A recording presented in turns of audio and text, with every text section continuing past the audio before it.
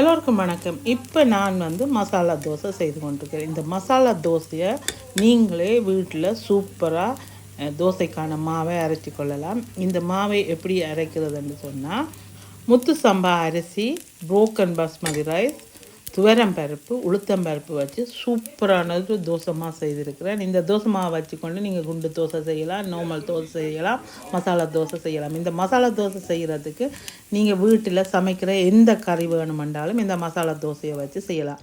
Chicken கறியோ mutton கறியோ உருளைக்கிழங்கு பிரட்டலோ என்ன வேணுமென்றாலும் நீங்கள் தோசைக்கு மேலே வச்சு சுட்டிங்களேன்னு சொன்னால் சுட சுட மசாலா தோசையில் கொஞ்சம் நெய்யை ஊற்றி பிரட்டி எடுத்தீங்களேன்னு சொன்னால் நல்ல ஒரு மசாலா தோசை ரெடியாகி வரும். இந்த மாவை எப்படி ரெடி பண்ணுறதுன்றதை நீங்கள் கௌரி ரூபன் யூடியூப் சேனலில் போய் பாருங்க.